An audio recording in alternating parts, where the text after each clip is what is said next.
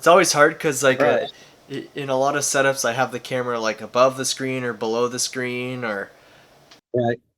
Well, my camera's on my right at the top of my screen, and then but I look at you, and then I'm probably looking it down, but that's all right.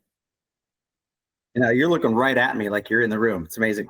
yeah, so I mean I was really interested to kind of follow up with our last interview. It's already been like 6 months and That's wild. Time goes by fast. even in just kind of our own circles and our own community, different researchers jump in and share their 5 cents, and just in general on X, and it's kind of been an awesome growing community. I think a lot of people who are looking for solutions for their health are kind of joining the conversation in on X and in your Facebook group, or perhaps on your Telegram, and many other methods of communication we have now that are perhaps less vulnerable to censorship in general, just like less suppression in the algorithm. So ideas like minerals and certain essential are starting to hit the surface a little bit more. Well, you sure hitting the nail on the head here. That's a solid intro. What do you think? What do you think of the current political landscape and how certain solutions, get to the forefront? Things are getting more clear, right? And given the political landscape, there's still challenges ahead, of course. I have known, for example, that let's say I'll call them injections, and are not very good across a wide array of minerals. In fact, I mean that minerals are often injected. There are copper injections and iron injections, and those don't work. They don't inject enough copper. They inject way too much iron, and iron blocks copper. And then there are other injections that have other very toxic ingredients, and I still don't want to mention that too broadly, because of we do have a political climate where that's not abundantly clear. Our president bragged about rushing to market the shot. Uh-oh, the And C while it's word. widely known that was I'll a have to censor mistake, that one. Try not to say that one too much. Don't say the. Stay yeah, away see, from. we're talking about how there's less censorship, and it's Yeah, still there. it's definitely still there, Yeah, especially on like YouTube. So if we stay away from the C word or the V word, I think we'll be okay. I'll just right. censor, like, if you gotta That's say it, right. you gotta say it. I'll just censor You it. got to do what you got to do, and I'll have to dance around that issue. I have an article that I came out with, and I said copper for the things that shall not be named. Yeah. A lot of people are very concerned even about certain side effects from certain very popular medications that were popular in the last couple of years. And I didn't talk about copper in the context of it because it's never been studied in the context of those particular medications.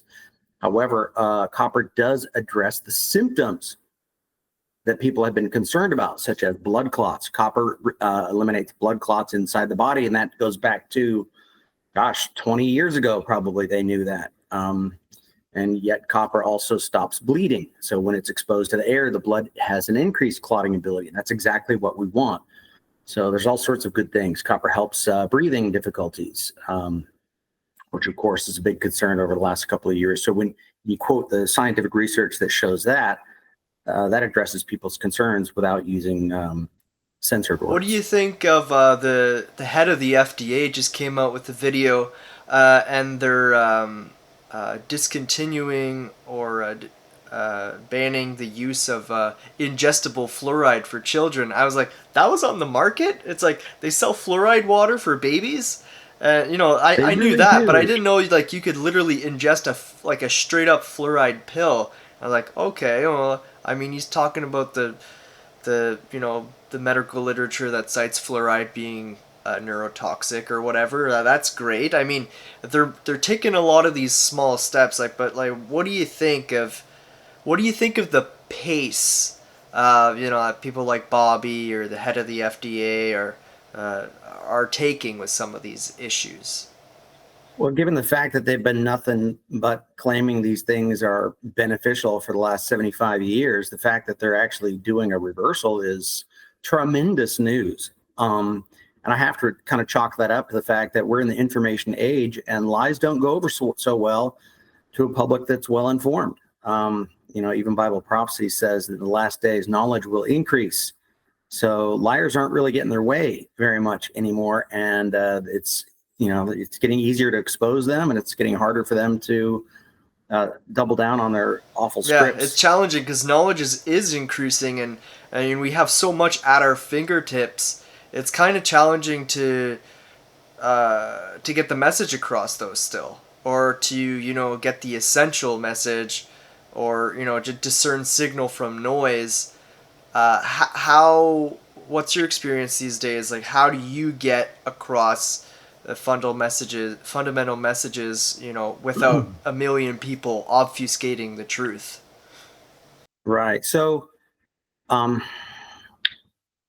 a wise guy by the name of Jesus in the past, right? 2,000 years ago, he said, if they don't listen to your words, move on. So I don't try to convince somebody who doesn't want to be convinced, because it's a complete and total waste of time. It can actually be harmful. He said things like, don't cast your pearls before swine. Don't, he said, if they persecute you, move on. So a lot of times, I draw the line at slander. If somebody's going to be inventing lies about me to me and in my own forum, I just block them. These people are engaged in what the Bible calls as demonic slander. Satan is the original liar. The truth is not in them. They don't care about the truth. They just are there to disrupt and be evil. They could very well be, inhabited by demons or controlled by demons. And so what I do, and it's only about 1 person in 200 or 1 person in 1,000 that's that disruptive. So it doesn't really disrupt the group to block those particular people. And what I do now is I often will follow up, not every case, but often I'll follow up with, I'll copy their slanderous message. I'll say, you slandered, this is slander here. I'll send them a private message. And almost 99 times out of 100, they will double down and say, I didn't slander. That's not slander. I'm like, it's slander right here. And I'll copy a smaller section of it. These 5 words are slander. You're inventing that about me. And then we'll go, well, that's my opinion. I'm like, yes, but I'm telling you that's not true. And you stated your opinion as fact, which is wrong. And since it's about me, that's why it's called slander. They don't even know what the definition of the word slander is, these people. It's crazy. So nothing is lost when you block people who have a willful disregard for knowledge or willful disregard for basic morality, because they don't really belong in the conversation. Slander is especially bad because it's lose-lose behavior. So I don't want to try to make those people smarter. Would you want a smart liar in the world? No. Why would I help them? Well, I mean, And now, they destroy their own reputations and mine. I don't want to help these people. They're out. They don't deserve knowledge. They're gone. Yeah. Well, I mean, nevertheless, it still does disrupt a group. It still does disrupt, like, the flow of information to a certain degree. I mean, even in this conversation, now we're spending time talking about it and dealing with those people. Right. Well, you asked me, well, how do you get through to people who don't really receive them? I don't try. That's the answer. I move on. So let's move on. Yeah. And so, like, and another part of the question was, like, what do you think about, I mean, kind of the previous question, but what do you think about the pace at which some of these government leaders are enacting these actions for our health? Well, from my perspective, because I feel like I'm 10 to 20 years ahead, from my perspective, it's woefully slow. But I understand that if I'm the only person in the world that's advocating high copper, typically messages take about 30 years to go from initial discovery to full wide-scale adoption if there's not a major disruption. Like if they put me in jail, that would significantly impair the movement, or if they blocked my group. But on the other hand, once knowledge is out there, it doesn't go back into the box, right? So if they did destroy the group, it would be like blowing on a dandelion seed, and the seeds would go everywhere. So if they weren't able to even talk about it in my group, they'd talk about it in other groups, and maybe the message would spread faster. So persecution sort of plays a role in getting a message out. But like I said, very often things take about 30 years to go to widespread adoption. So just because I'm 10 years ahead or even 5 years ahead in the group doesn't mean that I should expect full-scale adoption now, as much as I'd like that to be. You just have to be patient. And unfortunately for a guy like me, because I'm 55, I would be lucky to see it in my lifetime. Yeah. In your book, you do discuss all of the other minerals, and Yes. you know, in which was great because in many of the other books that I've read, it's kind of like whatever key mineral they talk about, you know, they end up spending almost the entire book just about that one mineral. But you Right. do dedicate some time to discussing all of the minerals, and you don't focus solely on copper, which I enjoy because I find the books that discriminate against certain minerals, or spend a really huge amount of time pushing fat soluble vitamins in large quantities that could be dangerous. There's an entire book about vitamin D. There are entire books, or even just books that they spend a lot of time just on topics that are just really trivial in regards to health. Like they're just not hitting on like the key. We have really big issues with heavy metals, mold mycotoxins, glyphosate exposure, and microplastics, and none of these solutions are really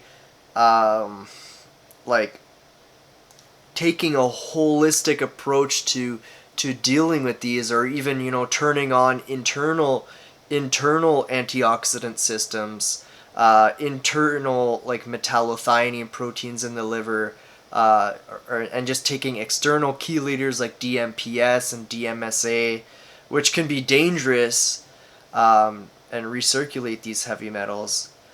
So this question's getting a little long-winded, but if I can sum it up just into a smaller question, why do you abdicate for very high copper, but also abdicate very high doses of the other minerals that are also higher than the RDA given? Right. So that's a good question. And then, so part of the reason what got me into high copper was I had previously studied and taken high iodine. And when I started researching copper, it seemed very similar to iodine in many ways, that it was slandered at low doses, that the evidence that copper was harmful was often incomplete, bad, or suspect. This reaches back to your other question about how do you discern between signal versus noise, right? Like what's the important what's truth between lies? In other words, how do you discern the truth, the two? And really, I find like the devil's in the details. So when I first started discovering copper, it was that they claimed it was toxic at low doses, but they said that it's not toxic at 10. At 10 milligrams, it doesn't harm the liver.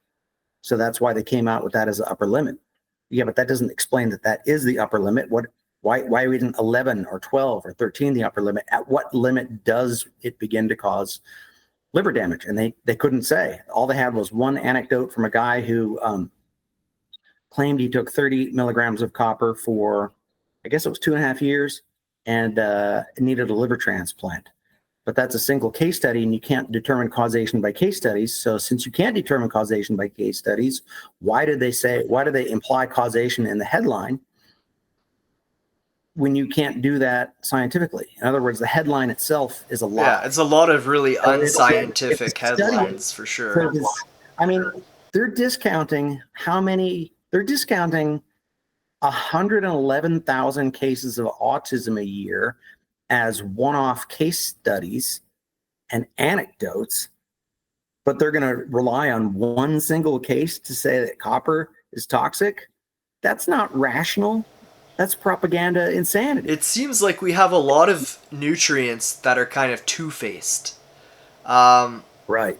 Where it's like, and it's almost maybe like the nutrient itself isn't two-faced, but our reaction, our body's chemical reaction to the mineral can be two-faced. That's another thing too. So when people are lying about the minerals, and then when people are having divergent expectations when they take the minerals, it gets even harder to determine the truth. Well, That's and a they very are interesting having point. divergent reactions when they take the Right. minerals, and even toxicities. So someone will develop, say, quote unquote vitamin A toxicity. But Hmm. often, what we find on a laboratory level in people who are quote unquote vitamin A toxic is we find a high occurrence of heavy metals, very high occurrence of mold mycotoxins, very high occurrence of iron overload already present in the liver. So it wasn't necessarily like the vitamin A doing the damage. It was all of these other toxicities already present in the body. And I find it's almost the exact same thing when it comes to copper toxicity. Quote unquote copper toxicity is the individual already had a very high presence of iron overload in their liver. They were already dealing with mold mycotoxins, a very moldy apartment. They were already dealing with perhaps even high levels of vitamin A.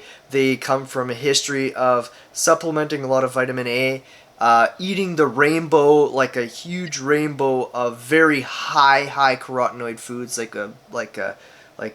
even like the orange carrots, the orange sweet potatoes.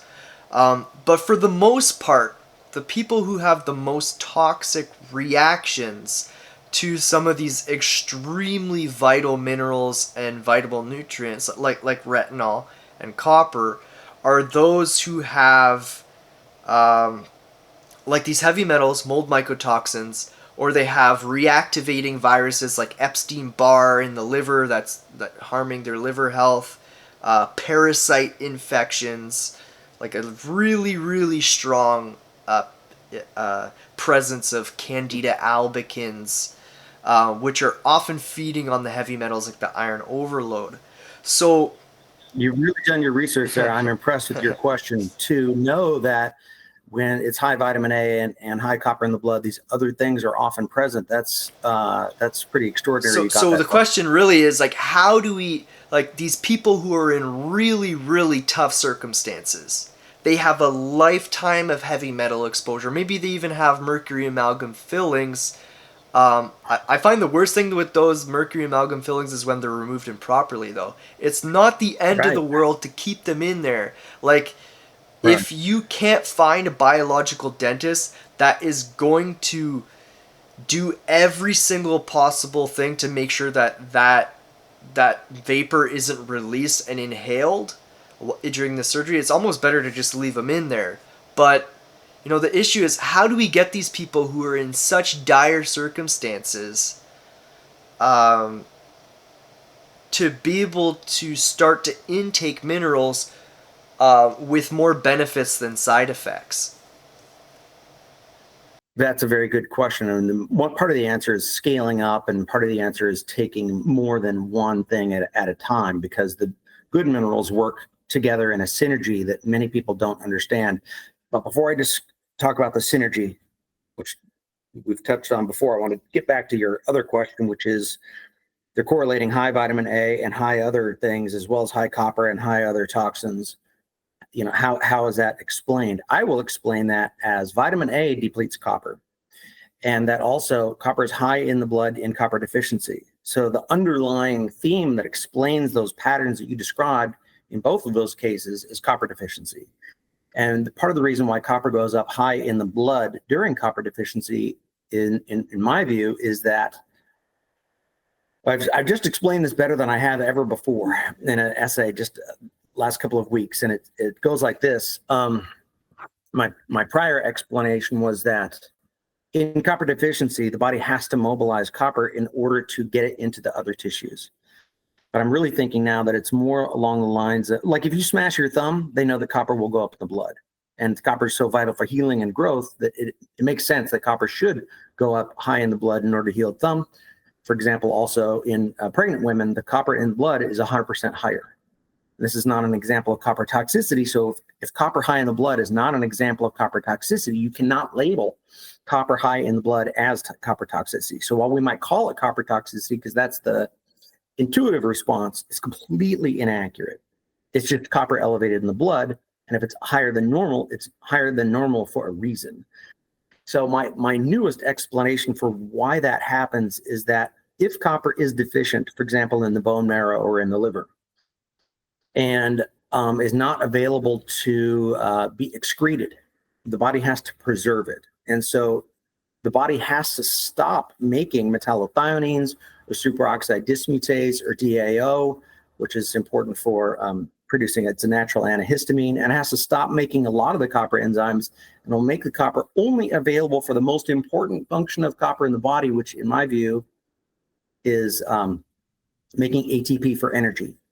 And in fact, in copper deficiency, most people end up low in energy. In fact, most of the population is low in energy. And when they get copper, they finally get a big boost of energy, going to show that copper is absolutely vital for energy and that most people are copper deficient.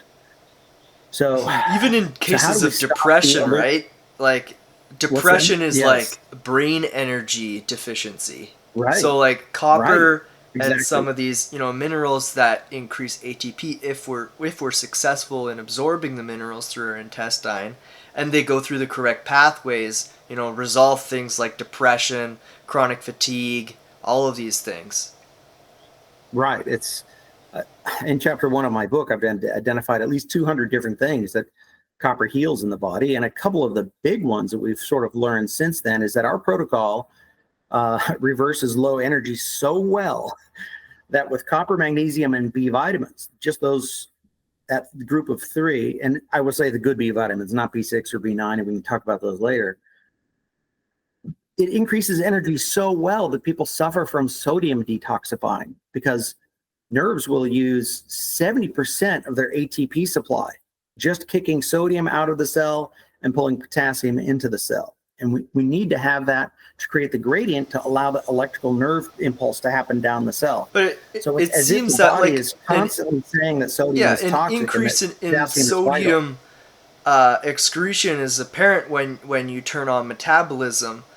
But don't we need both to for that electrochemical gradient, like for that potassium sodium pump? We need to cycle through both of them to keep the pump active and for intracellular and extracellular hydration. Wouldn't it reason that we need both sodium and potassium, as well as some of the other electrolytes like chloride, magnesium, and then calcium, which is kind of a modulator in a way? Right. I mean, these are major minerals in the body, sodium and potassium. And in fact, they're in food. And if you tried to eat a super strict 0 sodium diet, you'd still end up with 500 to 2,000 milligrams of sodium per day. For example, one slice of cheese contains about 250 milligrams of sodium. One egg has 70 milligrams of sodium. One slice of bread, 250 milligrams of sodium. So if you get, 2 slices of bread and 2 slices of cheese, you're at 1,000 milligrams of sodium just there. And that's not remotely enough food to keep a man my size going. So I don't know what you're going to eat that has 0 sodium. Sodium's it's in meat, it's in eggs, it's in vegetables, it's in celery. There's no way you can avoid it. What I'm saying is that, and the research bears this out, is that the vast majority of Americans get way too much sodium, and they get way too little potassium. And when you reverse that, the cells like it. See, water follows where the mineral concentrations are. And like I'm saying, the ATP, sodium potassium pump, concentrates sodium outside the cell, and it concentrates potassium inside the cell. So if water is going to follow to where the minerals are, if you have excess of sodium in the body and your gradient is not, say, 15 times more sodium outside the cell, but 45 times sodium outside the cell, and the cell is struggling to get potassium because your body's low in potassium, generally speaking, water is going to be flowing outside the cell and into the extracellular fluid, and you're going to get this thing called edema, which makes you look fat. Well, like swelling of the ankles, swelling of the fingers. It's like very apparent in potassium deficiency. Right. So I had a high sodium meal because I went out for a nice steak dinner. Nice steaks are heavily salted, and then I went on a big long 5K run, and my hands swelled up. I'm like, it's because I ate last night the high sodium meal and I didn't have enough potassium. And as soon as I got home, I had my potassium drink, completely eliminated the swelling in my hands. So these things have an effect on me almost immediately because my body, I've got plenty of copper and magnesium and B vitamins, so my energy levels are high, and my body can kick the sodium out very effectively. So sometimes when people, they don't have these effects because they're not, if they don't have enough energy to kick the sodium out, they're not going to necessarily suffer the problems. But sodium is, generally speaking, a dehydrating mineral because it doesn't stay inside the cells, it's outside the cells. So water flows to where the minerals are concentrated outside the cells. You're cellularly dehydrated.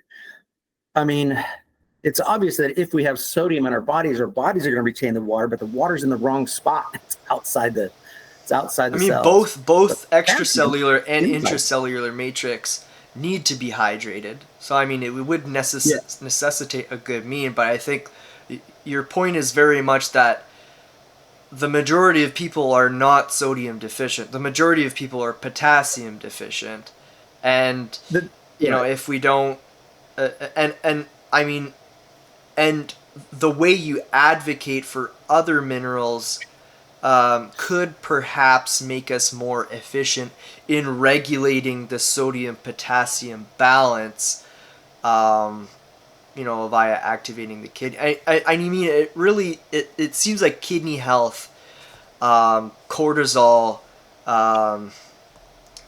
what's it called? Not with the glucocorticoids, but aldosterone. Yeah, aldosterone. Yeah, so your health with in regards to those hormones is important with electrolyte regulation. You know, carbohydrates are something that's important for regulating your kidneys' electrolyte circulation, and you know, often like the ketogenic diets, you know, tend to cause the biggest impact on liver and kidney health as it relates to electrolytes and electrolyte recirculation, recycling, and all that kind of the body. But I mean, all the minerals you advocate for also help in the recycling of these big minerals. The kidneys are very energy intensive, and when people stop eating carbs, they're going to be low energy in general, and the ketogenic diets are therefore going to stress the kidneys. So, I mean, the studies are pretty darn clear that a balanced diet, including both carbs, vegetables, and proteins, creates the longest life. Vegetarian diets, not so much. Carnivore, not so much. I mean, I don't deny that people get temporary results when they switch to those things, especially if they're having problems or if they're cutting out entire food sources that they're either allergic to or they've been overeating. But balance is best. I've seen it time and time again that people, when they go to carnivore, they literally lose the ability to digest carbs, and that's no good. They can reintroduce carbs, and then all sorts of problems happen. It's like they need to slowly scale back in the use of carbs, and they have to make sure they have the proper nutrients to digest those carbs. Another thing that happens on carnivore is because it's such a high zinc diet, and because animals are copper deficient, they also become copper deficient because too much excessive zinc will deplete the copper. Plus the iron, right? High zinc and high iron. Right. You can have high iron and high vitamin A in liver. Liver used to be a high copper food, but these days you can have liver from cows that have zero copper if the animals super are deficient, high iron and zero copper from liver, but they're actually depleting their copper by eating liver, and yet their blood tests will paradoxically show that they're high copper, but they can, you know, do two things that they think they're high in copper and they're really high not. copper in blood can still be a deficiency because the tissue copper, and it could just be getting like improperly or failure of copper metabolism due to a failure of retinol metabolism. But a quick question though, have you bumped into the egg guy, Andrew Baird, on X? Yes, the vitamin A guy, Andrew Baird. He recently blocked me in discussions on X, and then he immediately kicked me out of his group as well because I said that he slandered me by saying I kick all these people out of my group. I said, Andrew, you kick a ton of people out of your group too, including a bunch of our copper revolution members. He says, no, I never did. Yeah. Well, I think it's because there's challenges with copper sulfate. Even though the amount of sulfate in the copper sulfate is not very high and shouldn't cause problems for most people, I think many of the people in the group have sulfite toxicity, and so even the slightest amount of sulfate but even copper for I that disagree with matter. the concept of sulfite toxicity because sulfate is a major mineral in the body. Most people have a third of a pound of sulfur in the I body. mean, It's regardless of usually 10 how protein. essential it is, I mean, we both agree Well, it's I an understand that essential they're having nutrient. reactions when they get sulfate. That's a different issue. That's But not, they're sulfite having a, is there's different nothing, than sulfate, right? So in the that's right. metabolic Well, the body can pathways, metabolize one to the yeah, other. the issue is when someone has a long-term history of mineral deficiency, they start to get bacterial overgrowths that interact with the sulfate and the creation of sulfites, and that becomes hydrogen sulfide, which damages retinol, it damages iron metabolism, and therefore damages copper metabolism. And so in these groups, if they take more than 5 milligrams or 3 or 2 milligrams even, they can get really bad reactions, because the copper doesn't go through the correct pathway, because there's such a deep level of dysfunction. Even gut bacteria that produce acetaldehyde, and gut bacteria that produce acetaldehyde will also corrupt any other alcohol similar nutrient that's essential for us. So like vitamin A will get Mm. corrupted, like the retinol will get corrupted.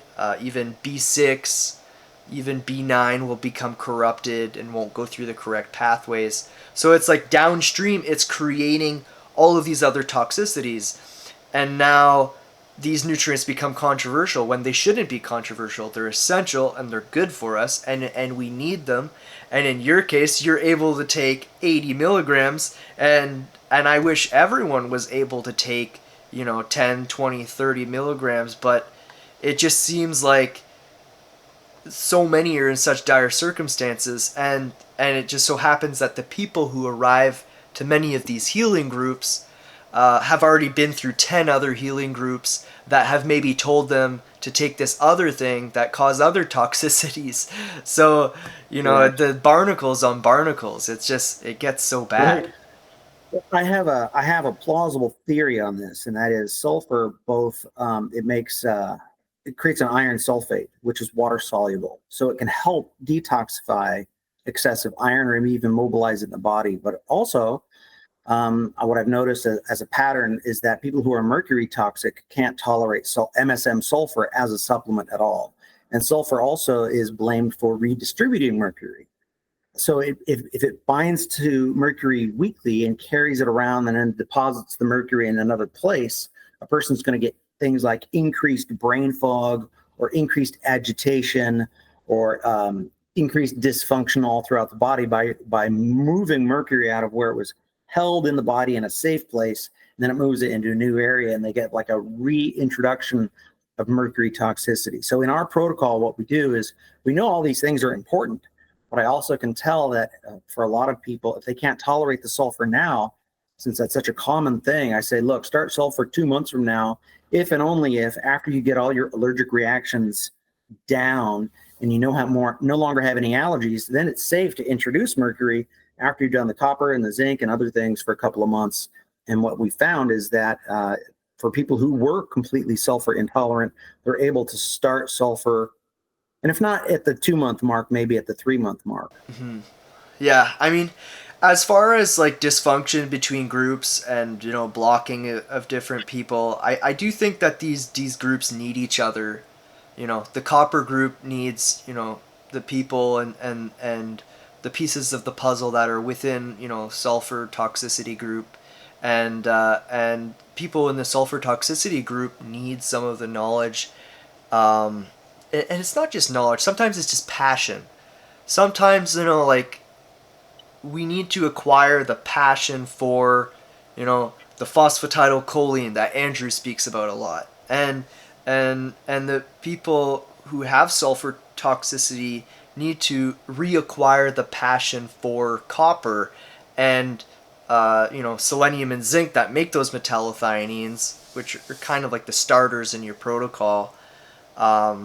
You know, it's just like acquiring that passion, and it's tough to acquire a passion when you're sick, and That's that's true. that's kind of the Well, one of the universal principles I've discovered is that when people are sick or if they're suffering from brain dysfunction, the last thing they want to do is read an 11,000 word article on folate. My folate article is like a mini book. I'd like to discuss it with you here. You said you want to talk about vitamin A and B vitamins, but the folate article itself, just that one conversation is a good, it's a good 3-hour discussion. yeah So I'm trying to folate. think in my head, how am I going to try and summarize that and pack it down quickly enough to I mean, I do did a, I did read your article 60 on minute video of each folate, thing. and the issue with folate is, again, it's one of these two-phase things. We need a certain amount, and it's present in our foods, but the issue with folate is when it goes through the pathways, it does become another alcohol similar nutrient that's corrupted by bacteria that Oh, produce you the just hit upon something acetaldehyde. so very important there, and I want to mention that something to you about it. I was researching folate yet again in preparation for this discussion, and one of the things that people say is that, well, my autistic child needs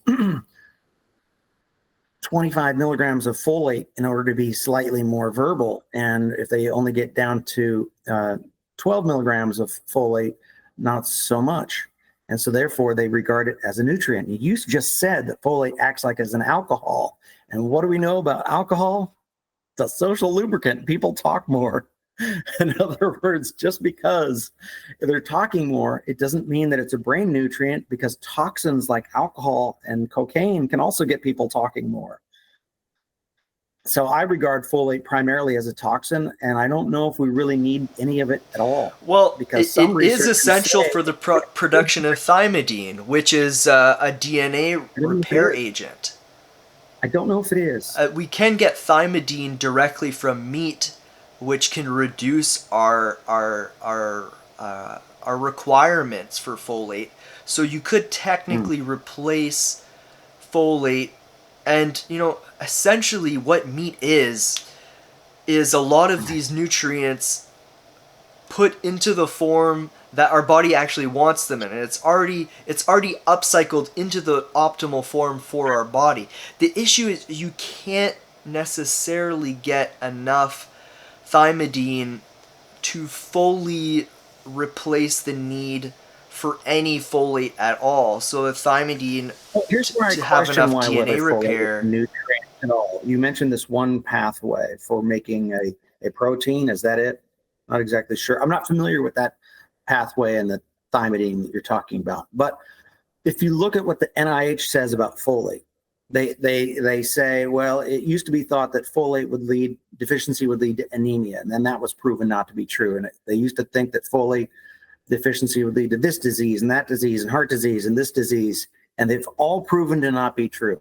And the one that they're stuck on right now is that they're saying that folate is needed for neural tube defects, which is proper nerve development. But it only works to fix neural tube development, and it theoretically reduces neural tube development, if you can believe these liars, which I can't, 1/3 of the time. So it's not very Well, good. they're And there are using all three, kinds of different forms of this folate. We've got like folinic there's that too. acid, That muddies waters too. methylfolate, and then we've got like the folinic acid we get from plants, which is a little different than the lab folinic acid. But what I'm trying to say is that they really don't have any proven diseases that can be cured by folate. And some researchers say, look, if you get to as little as 0.3 milligrams of folate, it will deplete B12, which then causes massive problems. So I've never heard of anything that has to be a nutrient at such a small amount and such a small range. This is at the very smallest toxicity level of any nutrient in the entire array of things claimed to be There's nutrients. definitely things we And can do to lower our need for folate. So riboflavin can recycle B12 within our methylation cycle. So, I mean, another thing folate is technically essential for, and this isn't according to studies. I think we can get into very dangerous slippery slopes with studies, especially when we're talking about the NIH, because they've been a corrupt organization for many, many years.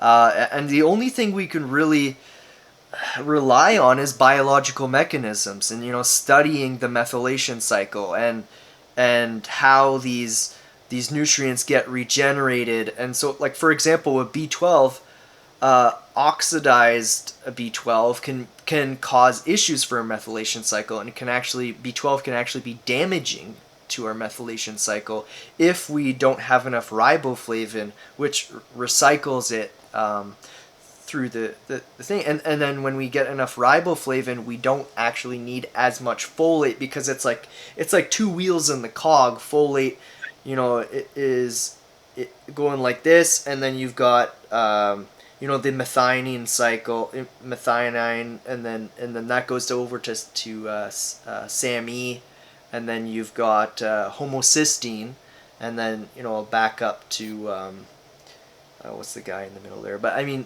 where methylcobalamin gets recycled by riboflavin, uh, um, and so, like, The trouble with the metabolic pathway studies is even people who don't like copper, they'll say, look, you can't just rely on metabolic pathway studies. We have to look at longitudinal. I'm talking about Thomas Levy now. He said, look, we know that vitamin C leads to increased longevity. I'm like, I'm not disputing that, but so does copper. But he looks at that as proof that since vitamin C can block copper, that copper's not a nutrient. That's the wrong conclusion.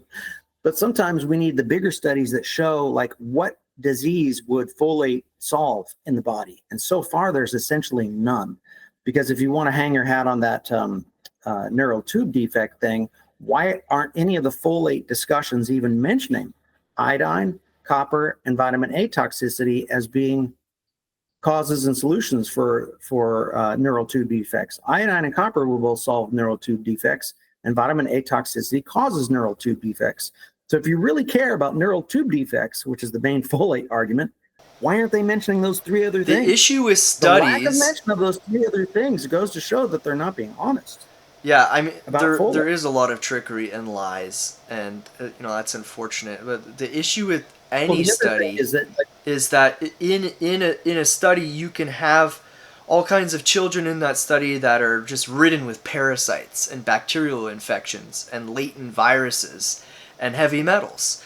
And when those things are present, one essential nutrient can have a drastically different effect. An essential nutrient can enter the body and then be transformed into a toxin. For example, with vitamin A, it can be converted over to anhydroretinol, which damages every metabolic pathway in the body. It damages the mitochondria, and even just vitamin A not being trafficked in retinol binding protein can cause damage to the body, right? So you don't have enough zinc. Even copper is required for the stability of retinol binding protein. So again, and with metallocyanines to keep heavy metals under control. So I mean, I'm not denying any of the utility of all of the nutrients that you so well establish in your book, and you go into great detail in biological pathways, and that's another reason why I appreciate your book so much. And thank you you. speak about certain enzymes, and so that that's another really important thing that authors should be considering when they're writing in their books, especially on health topics, is how deep do you go into the biological pathways, rather than just reference studies, because we can reference studies all day, but they're not Right. Well, anchored in truth. right. Well, it's important to also look at, say, biological pathways. And just because there is a biological pathway doesn't necessarily mean that the pathway is towards something, producing something the body needs. So I've gone into the pathways for vitamin A, for example, and I believe that all of those metabolic pathways are attempting to detoxify and render vitamin A inert so that it can be ready for excretion, and that it doesn't necessarily provide any benefit to the body at all, and it could very well just be just another plant toxin. I do think we get a lot more vitamin A than we need. I mean, it's so easy to get, because of all these genetically modified foods that have been, modified to express more carotenoids. more of the deep greens and the bright oranges and yellows and reds. And because also we sneak it into supplements and multivitamins, we sneak it into sports drinks, we sneak vitamin A into all kinds of protein powders, and we sneak vitamin A into milk, and and in forms like retinol palmitate, which they don't enter the body through the same way. The body can't modulate the intake based on what it needs. And people talk about this enzyme called BCMO, the beta carotene oxygenase one, the one that actually converts your carotenoids to retinol. They reference this 13-to-1 ratio, but that ratio changes based on how much retinol is in the person's body. So someone could start converting retinols at a ratio of 1 to 5, which if someone's getting 20,000 IUs of vitamin, and they're doing 1 to 5, they could get enough retinol from plants alone, which Right. and not just enough. They could get a whopping amount of it that is far above the tolerable limits for retinol. And so there's this Well, big. fortunately, we don't. The body. They say that the body tends not to overconvert beta carotene or carotenoids into vitamin A. But again, with every little thing, you have to go: is that statement exactly true? And how did they prove it? And are there outlying cases that show that beta carotene still can be toxic? And there are studies that show that beta carotene can be toxic. So when people claim that, oh, it's rate limiting and therefore it's not going to have great problems, when studies show that there are problems, I lean towards the studies that show that there are problems, because these people who claim that, well, it's safe if it's in the beta carotene form, that's Yeah, not beta correct. carotene We have other has studies. pathways to become damaging to the body, and retinol also has pathways to become damaging to the body. But I Right. think that So it's in I damage. So if it's damaging in excess, what are the amounts that are safe? Is the question that I asked, and it really gets down to about 1 milligram, and 1 milligram is a very, very small well, I amount. mean, I mean, based we on get about a milligram with. what biological mechanisms is 1 milligram the safe and tolerable amount? Because that's not a Oh, lot. it isn't a lot. It's a very small amount. So I think part of what they do is they say, well, let's count it in terms of IUs, and let's count beta carotene differently than we count vitamin A or retinols. So they're counted differently. So the fact that they count it differently makes the discussion about it very, very difficult, because we're using different units and different counting measures for different substances, which hides the fact that it's toxic at around 1 milligram. If they even let it out that it's toxic at 1 milligram, we'd all go, I think here's where that's it why they gets count dicey, all. though. There are essential functions in the body that vitamin A, retinol, retinoic acid are essential for. Could be. Specifically trafficking something like a mineral, which is it's more challenging to penetrate cell membranes and the blood-brain barrier with a mineral, as opposed to things like a water-soluble vitamin like a B vitamin, or a fat-soluble vitamin, such as K2 or C. Minerals are much harder to traffic through cellular membranes, and you need a somewhat destructive nutrient like an alcohol, like a retinol, to traffic things like minerals, which are difficult to get through cell membranes. They're difficult to get through. They're difficult to get through the Well, blood-brain barrier.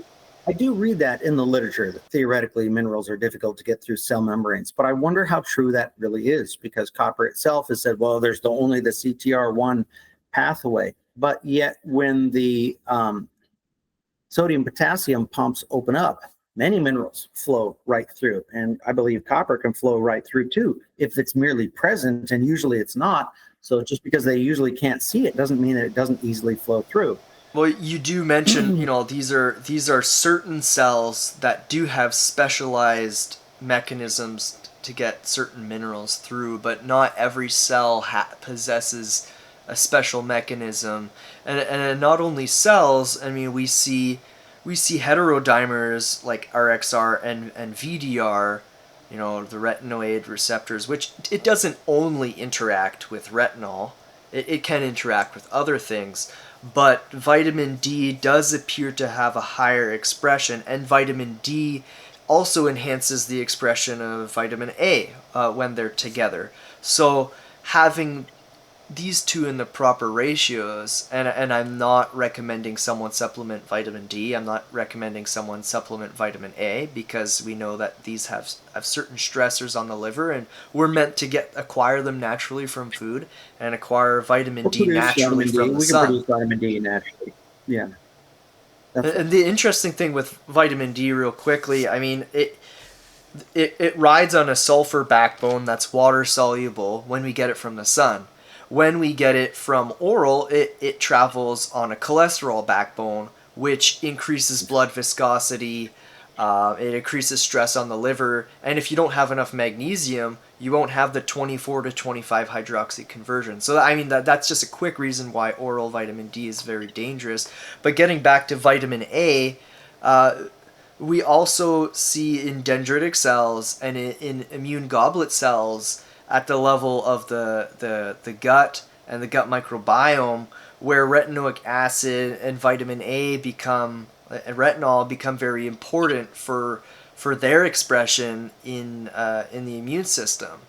And when they go down the wrong pathway to become anhydroretinol, we see them harm those systems. So we see Interesting. the potential again for a two-faced nutrient to either Right. rear its ugly head or do something. But I mean, again, in this conversation, we've talked a lot about nuance. We've talked a lot about the amounts, which I've really enjoyed. And Well, it could very well be that the body knows how to use a plant toxin, like, say, vitamin A, to kill germs. So it might have a use for that. But if the body prefers to use copper to kill germs, then just because it has a use doesn't necessarily mean it's a vital use. And in fact, if we are copper depleted, we're going to need something else to kill those germs. So if we have to preserve copper, there's these redundant functions that allow us to handle other toxins without being completely overwhelmed in cases. I mean, I'm marveling at the design of how the body works to enable us to process things and use things that are bad for us and use them for good. It's quite amazing. yeah, I mean, you've remarked in one of your articles about vitamin A and ceruloplasmin, and how you could get a building to start repairing its windows by throwing rocks at it. I remember that's an article that you wrote. But it's not the best way to get that building to start repairing windows or replacing windows. Um, I mean, that's we do have to remember to use the right tool, and that just because you have a hammer in your head doesn't mean every problem. A hammer in your hand doesn't mean that every problem is a nail. So Right. it's like we're trying to respect the hierarchy of nature, or how God created it. And in this yin and yang, and maybe even just this back and forth we're having in our conversation, we're trying to find some sort of middle ground of like what then becomes acceptable. And it comes down often to the question of, well, even if we come down to some magic number of vitamin A that's acceptable or optimal, that number could still vary from person to person, and depending on their level of sickness. How does someone decide for themselves what is acceptable for them? That's a really interesting question. I'm still trying to figure that out. Like I lean towards seeing that vitamin A is mostly a toxin because it's toxic at such low levels. Whether or not we need any vitamin A at all, or whether we process it due to happenstance because we can't get away from it, those are very complex questions, and I don't know the answers to those. But I do know that vitamin A or carotenoids are found in something like 600 different vegetables, and it's found also in meat. So there's no real acceptable zero vitamin A diet that is viable. because it's so ubiquitous in every food. But just because it's ubiquitous and in all these foods, uh, still doesn't prove that it's a necessary nutrient. Um, Presence doesn't imply that it's needed. It's simply that I mean, if it's in all these foods, why supplement? There's no need to supplement it, because if you can't avoid it or even get away from it, then there's no need to add extra. We only need to add extras for things that are not in the food supply that we desperately need. Copper and iodine fit the bill for those. They're also quickly and easily excreted, and therefore very difficult to build up, and they don't have toxicity at low levels. For example, if people can take 200 milligrams of copper, why in the world are people afraid of copper toxicity? But vitamin A is toxic at 1 or 2 milligrams. We should be far more afraid of vitamin A toxicity than copper. I mean, and the toxicity of vitamin A is, as a profile and as a substance, is extremely close to fluoride. Vitamin A might be more toxic than fluoride, and even folate might be more toxic than fluoride. No, I don't think vitamin so. I don't think so. I was toxic at around the 1 milligram level. Fluoride is far and away more toxic than folate and vitamin A combined. I mean, this thing, like you said it yourself in the book, it's got a half-life of like 20 years in the bones, and it hits our bones and it just gets stuck there. Right. The others are more easily excreted than fluoride. You're right. You got me there. I'll agree with you there. So fluoride's still more toxic. We're just comparing intake levels. I mean, it's like, well, it's interesting. We can have the discussion on B6 and B9. I mean, we discussed folate. We could go to B6, but I think it's very much going to be the same discussion that we had on B9. I mean, just because they're so it's a little different. Similar. I mean, B6 is not associated primarily with cognitive decline as much as peripheral neuropathy. So they're both nerve damaging things, but it's expressed differently. And then the other interesting thing about B6 that I actually like, because I can explain it, and they can't, is that they say that B6 doesn't build up like fluoride does, right? So if it's not building up, well, if you get too much of one form, it can block other forms, and there's conversion problems just like B9. But the point is, how is it that B6 can cause peripheral neuropathy if it's not building up to what they think would be toxic levels? And the answer to that is if B6 mechanism of toxicity is depleting copper, because copper deficiency also causes peripheral neuropathy, then you're not going to see excessive levels of B6. You're going to see low levels of copper, which is also extremely difficult to detect, because what do we know about copper deficiency? It goes up in the blood. So you're going to see something the opposite of what they would intuit. In the biological pathways, vitamin B6 is connected to cystathione beta synthase, and so therefore your glutathione production is somewhat reliant on it. And its connection to copper through that same pathway is superoxide dismutase. Superoxide dismutase does interact with the glutathione pathway it interacts like reducing superoxide to hydrogen peroxide, and hydrogen peroxide is required for that glutathione pathway.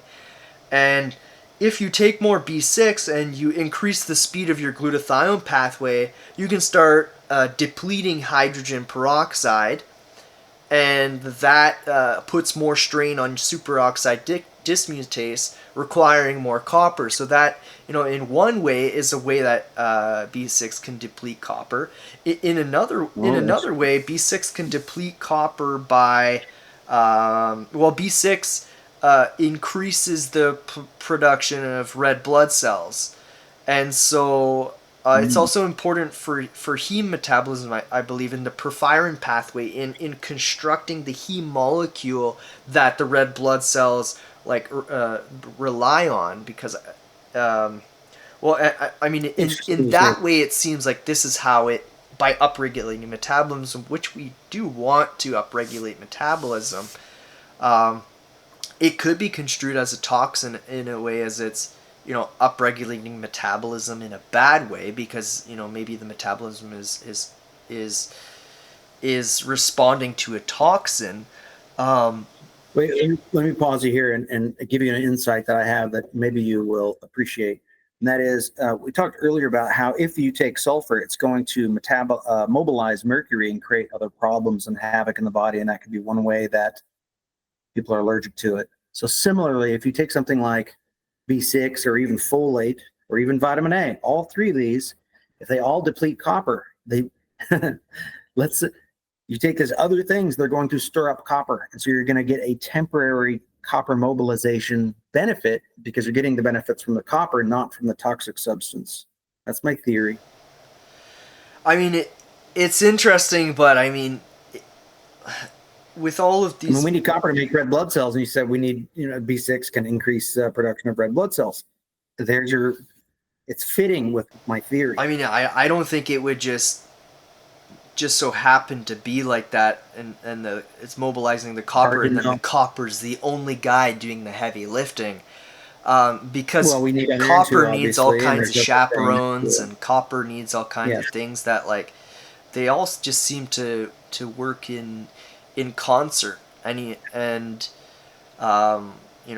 it's like B6 again, another two-phase nutrient, very similar to alcohol, and it can be corrupted. If it's its hydroxyl group being damaged by interacting with anhydroretinol and being exposed to anhydroretinol, then it starts causing nerve damage.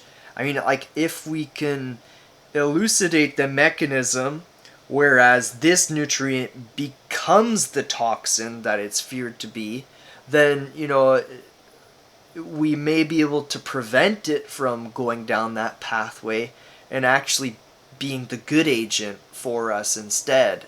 And, I'm starting to just see so many examples of this. And I got a buddy on X, his name is Luke, and he talks about dry fasting. And, I'd like to see, before I say anything about it, what your thoughts on dry fasting is as a method to prepare for a mineral introduction protocol. I think it's a good preparation.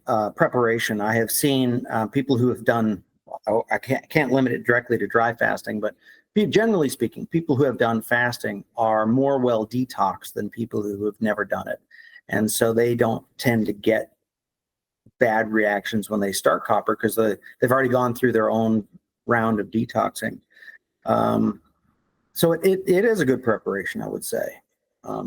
Is it ideal? I don't know. Like, if people are super deficient in key minerals, wouldn't it be the best thing to do is to add minerals rather than take everything away? Yeah, I mean, it'd be good to probably start a mineral protocol, at least to some degree, for a number of months before attempting a dry fast. And I mean, full disclaimers, warnings.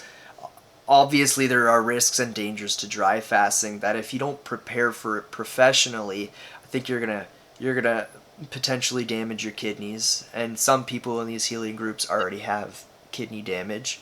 And so, there is dangers. If you don't calcium load enough and have enough calcium to keep the lead stored in your bones, you could remobilize lead to the brain during dry fasting, and there's some dangers there. Let's talk about lead for a second. That's a great topic. I always like to try to introduce the topic of lead because, we all know that lead is uncontroversially toxic. There's at least one thing we can all agree on. And yet nobody in our society knows how to detox lead. And our protocol detoxes lead through making metallothioneins. That should be completely uncontroversial. Why won't that spread virally? It never does. Why?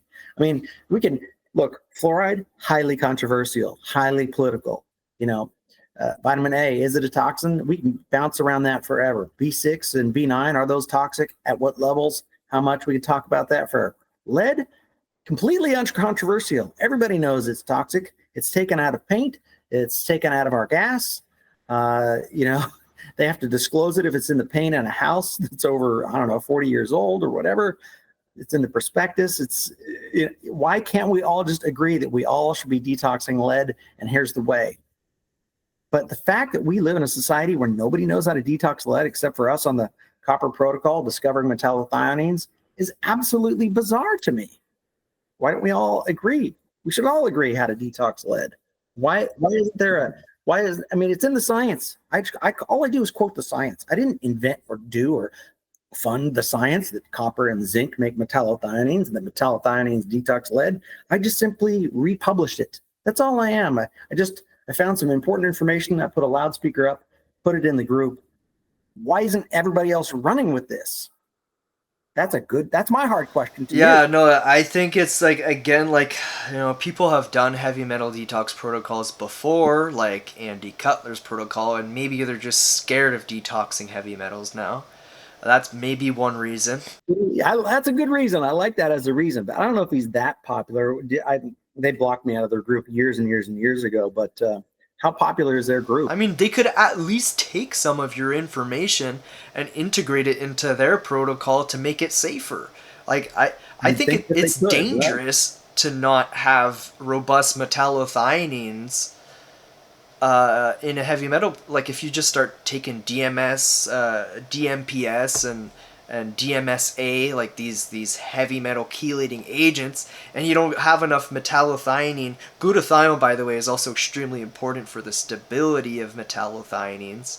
So I mean, that's Good. one thing in any heavy metal detox protocol. If someone's CBS pathway isn't functional, even just stirring up, taking zinc, selenium, and copper is going to stir up a heavy metal detox. And if there's a deficiency in glutathione, their metallothioneins may break down and lose their stability and Mm. let go of. But they I did not know this relationship between glutathione and metallothioneins, but I do know that we do need selenium and copper to make glutathiones, among other things that I might not know about. But that's really interesting you mentioned that. And I think one of the reasons why your protocol is effective and covers for it is because you do suggest vitamin C, which vitamin C in effect could make up for a deficiency in glutathione. So, some of the people may not have reported, some of the people may have had success with just the minerals and vitamin C because you can get a good amount of stuff done without having glutathione functional. But in the end, it's really important. Yeah, vitamin C is another very good detoxer. It's great for snake bites and all sorts of toxins. My only precaution with it is I suggest people take it away from red meat, just because you don't Yeah, want to interesting. increase your iron absorption really, because you probably already got tons of it, and it's gonna further worsen a copper deficiency, like having more Right. iron. So Hmm. if I have read some survivalists say that pretty much the only foods you need to survive and nutrients would be for like the longest time. You only really need two, and that's meat and vitamin C. Well, if you're a survivalist and you're out there hunting, moving, sweating, bleeding, you're losing some iron. And if you're Hmm. a highly active individual, and vitamin C and red meat is the only thing you consume, and you're not consuming anything I else think to in agitate you, like and I don't know, it could I still think work out for you. I think one of the issues is that if you're surviving on a large stockpile of red meat that's canned, it's no longer fresh, and you're not going to get any vitamin C in the canned meat. So because that's then therefore extra depleted, that's going to be the primary nutrient you need. I just found that interesting that you were talking about meat and vitamin C in concert, and this other group says these are the only two nutrients you need. I don't think that that's true because obviously we're going to become copper deficient in the long run too with that. I agree with you. Yeah, I think they ended up getting a lot of the, like, the survival people obviously didn't get their vitamin C from supplements. So I mean, they probably got it from, like, orange, like oranges, or what's that plant that has it? There's camu, and there's also Those rose rose hips hips. and Yeah, rose hips. I mean, I'm yeah. sure, like, they survivalists would get their vitamin C from rose hips, and as we know, this is a whole food vitamin C, and whole food vitamin C is complex with copper.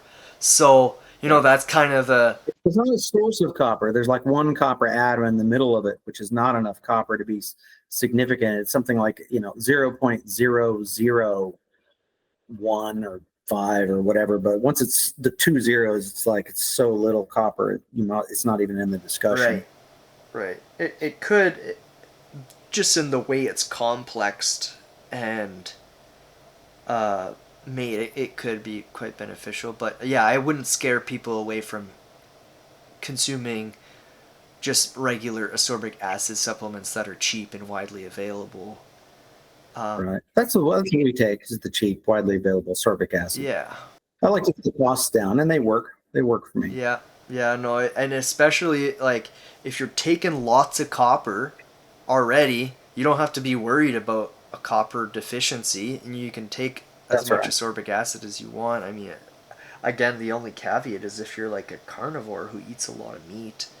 It's kind of, yeah. I've only taken about up to say 4,000 to 5,000 milligrams of vitamin C on my protocol. Occasionally, I've tried up to 9,000 milligrams because I know these people who advocate it. But then by then, I'm getting stomach upsets, and I'm like, is it really worth it? Bah, just take a normal amount and be done with it. Yeah, some people, the concerns is ascorbic acid made synthetically could have some mold contamination, but the mold contamination would be so little, and you're upregulating metabolism. I understand that there are people whose mold issues get worse when they take vitamin C, and I can understand that would happen, but I don't think it's through mold contamination. I think it's a fallacious idea, as you pointed out, because there's no mold in the vitamin C. It's purified. But if it depletes copper because they're taking too much vitamin C, and if it depletes copper, and if we need copper in order to fight the mold, then there's a mechanism why mold would get worse for people who take it.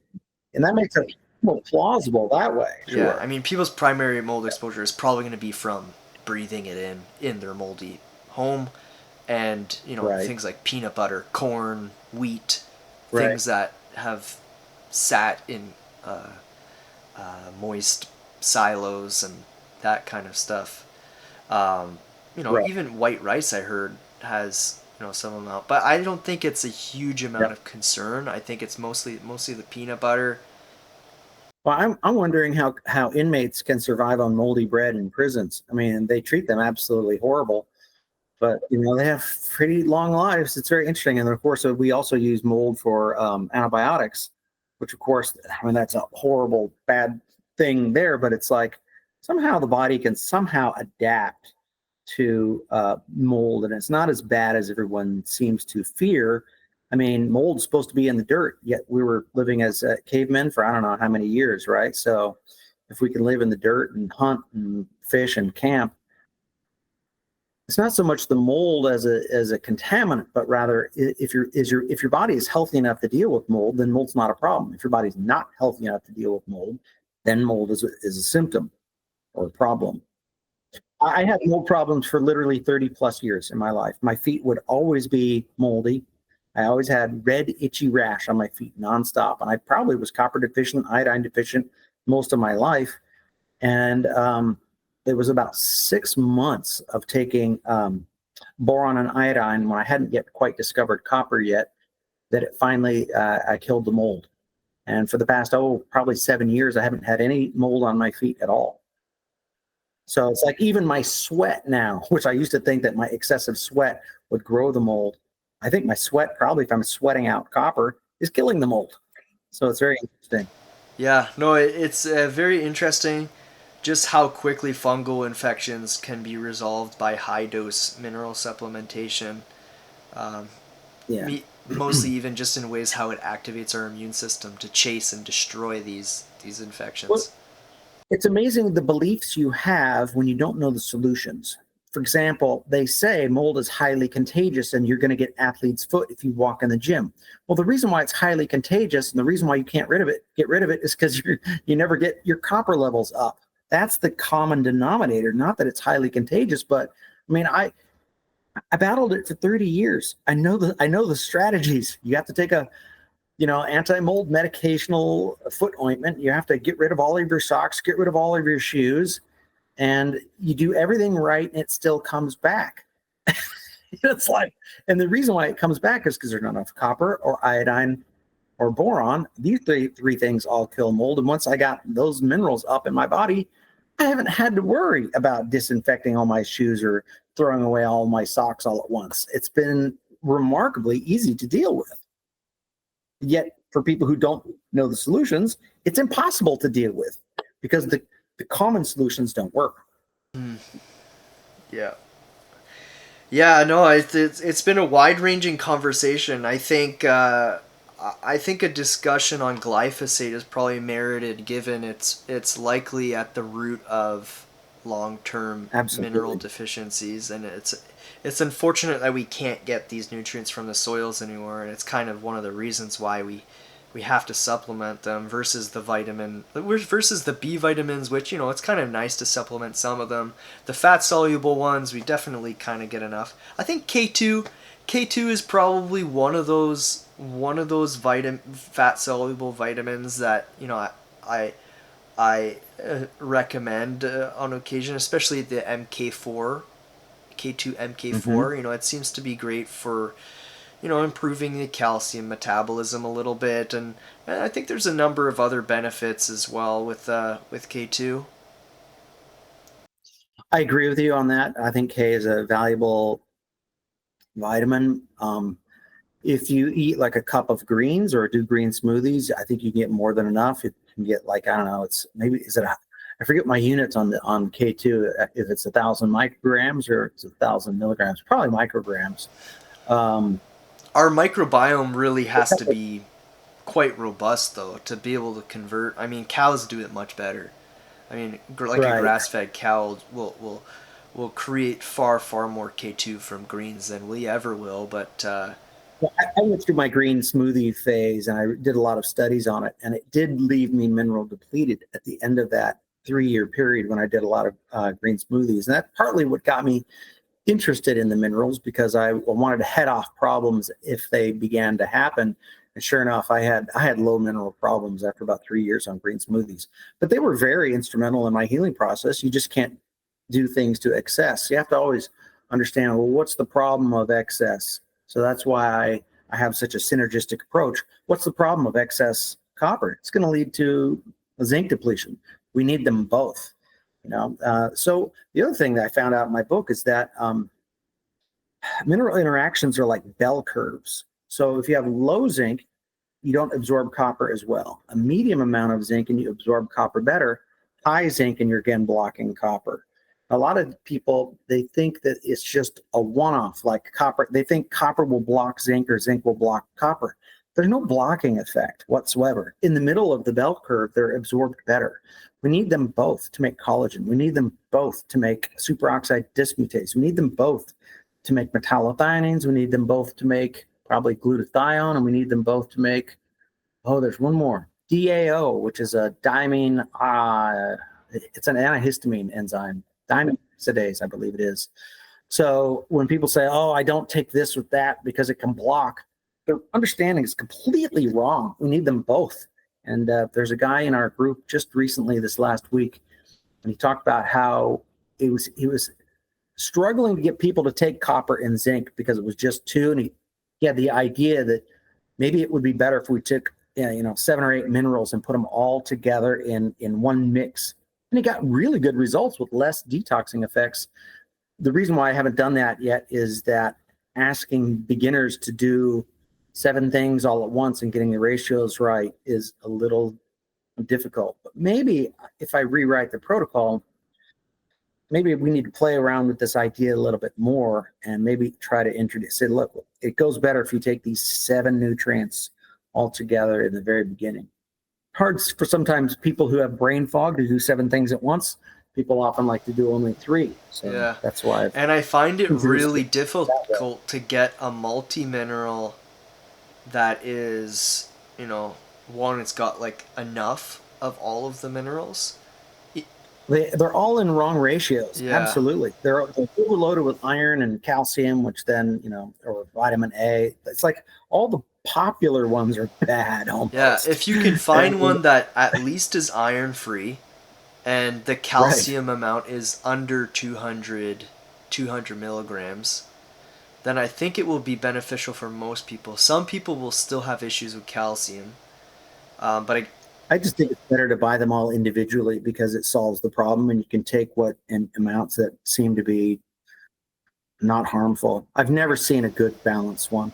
Yeah. Well, there's a couple. I've seen Designs for Health has a decent one. It Yeah. has some calcium, not the end of the world. Oh, somebody made a copper protocol supplement. I think it's available on Amazon. It has like 6 of the nutrients or something like Oh that, yeah. including Yeah. boron. Is it just like Yeah. on Amazon US or? It's on Amazon, yeah, .ca, It's on the right? The CA US one. one? Yeah, because, yeah. Yeah, well, you should send me a Amazon. link, send me the name. I'll follow up with Yeah. that. It's Sure. nice to have some amount of magnesium. It's nice to have magnesium separate because then you can take it at night. I mean, that's the thing too. Hmm. Some minerals are nice in the morning and some minerals are nice at night. So, Right. Magnesium and zinc are both calming, so I take those at night. Sometimes though, like if I know that if I'm not taking enough zinc, or if I've forgotten it, I'll have to take one in the morning, because then if I'm zinc deficient, I'm sure enough, allergies will crop up, or I'll get, insomnia or whatever. So I know what the symptoms are if I forget to take my zinc, and they'll crop up. So if I'm starting the day and I can tell that I'm sneezing excessively, I'll take zinc in the morning, because that'll stop it almost right away. yeah. Well, yeah, I definitely would like to talk about glyphosate a little bit more. When they first came out, I just learned that when it first came out with glyphosate, it was patented as a metal chelator. And so it binds copper and removes probably not just copper, but a bunch of Yeah, metals, that's Swiss and makes chemist. them non-bioavailable, which is why it kills plants and even kills gut microbiome Yeah. problems. So, Well, yeah. it was like it's an antibiotic, it's a metal chelator, and since it's glyphosate, it is molecularly similar to glycine, one of our most Mm, critical amino acids for our glutathione pathway. And so it can right. substitute glycine. It may even be able to substitute it in our body. I'm not 100% sure. I think our body's pretty good at getting rid of glyphosate through the kidneys, but our body does Mm. become contaminated with it. And Well, but it's, how well does our whole metabolic function happen once we're copper deficient? If it's creating widespread copper deficiency, that could explain why I think over the last 75 years, the people used to get 5 milligrams of copper per day. Now it's down to zero point 0.6 or less. And that was like 20 years ago. And it's only gotten worse. Now, some studies say, now we're getting, up to 1 milligram of copper. And that could be true because they're also using copper sulfate in agriculture and farming. So we're getting an extra amount. But that extra amount still doesn't make up for the fact that our ancestors got 5 milligrams, and we're yeah, only the getting copper 1 milligram. sulfate, they talk about it being used on farms and stuff. It hardly gets used. It's rare. It's on some Yeah, organic farms. It's right. hardly used. It's extremely rare people use copper sulfate. And that's why I laugh when people say things like copper toxicity and we're getting so much of it. Like, dude, if copper was toxic, glyphosate would have saved you. But we're spraying more glyphosate now than ever. And Well, so glyphosate causes cancer, and I've found that in my group in my studies that copper has about 10 different mechanisms of action to help cure cancer. yeah, and just because Mr. Walsh found copper toxicity, found copper, oh great, you found copper in a cancer cell. You know you find all kinds of essential nutrients in cancer cells? They're hungry little demons. They'll eat everything in your body. And the thing is your Right. immune system's out of check, and you have all kinds of things causing reactive oxygen species and damage and mitochondrial dysfunction because you've been copper deficient or mineral deficient for decades. So it's like, and then you blame, oh, We high know what copper and causes mental cancer, health issues, Mr. Walsh. Well, right? We know what causes cancer, and the word is carcinogens. And copper's been extensively studied to see whether it's a carcinogen, and it never causes cancer, no matter how much copper they give animals to try to kill them. They never come down with cancer. So it's not a carcinogen definitively. But yet they'll use these associations like, we found some copper in some cancer. They don't even find copper in all tumors. It's only in some, because in severely copper depleted people, there's not going to be copper in the tumors at all. So it's really, I think cancer is clearly a disease of copper deficiency, not copper excess. and to be totally honest, say I was diagnosed with cancer today. Uh, and say I was only given a month to live, and it was like, I don't even think I would do a keto diet. I think I would just full on dry fast. And here's the Mm. thing, like, dying from cancer is not fun. I've witnessed it myself. Uh, and the reality is that having your life extinguished, very controversial topic made in Canada. Medical assistance in dying is something that's often used in cases of cancer. But the thing is it's so controversial and it's so morally difficult to swallow, even when people aren't trying to be controversial about it. Even when someone is dying alone, it still is morally difficult for someone to make the decision to take their own life. I have respect for the person who decides to do that with the excruciating pain. I understand that. But if that person would have been given the knowledge of, well, there's another way to go if you have something like a terminal disease and you've been given zero chance. First of all, I don't think there's zero chance.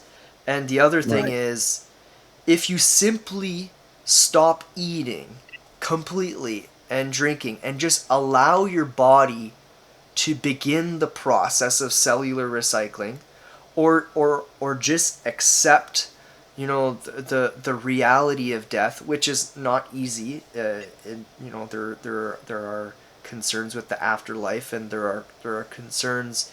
Uh, in some cases, people don't have the certainty of what their life will be after they die, and that's another difficult reality that we all struggle with to a certain degree.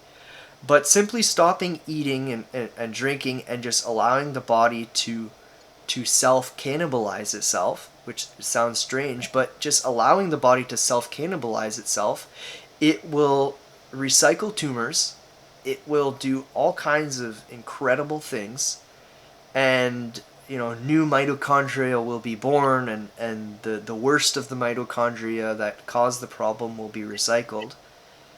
You're convincing me to fast right now. I mean, it's incredible. I It's like like what you're even saying. for I've done it non-cancer before. It's been a patients. long time though. Yeah. I will tell you, I'm completely, I'll let you finish your thought and then I'll go. I'm I sorry, mean, Kevin. I You're was on a pretty roll. much arriving to the end of my Shooting, thought there. It's you're on a roll. Let's let you continue and then I'll add it's on just top of it. like rather than do something that people struggle with morally, you won't struggle morally with dry fasting. And dying is a very sacred process. Why would we steal from someone the knowledge of you could go much more peacefully dry fasting after 24 hours? The hunger pains, they disappear, Right. and it, Can, it is a way more peaceful way to die. And I think this is a very non-controversial way to talk about dying. And it's, of course, I'm not going to frown at someone for using medical assistance in dying, but let's talk to doctors, let's talk to people, and let's make sure they're given all of the other options before you make money ending their life with a specific needle.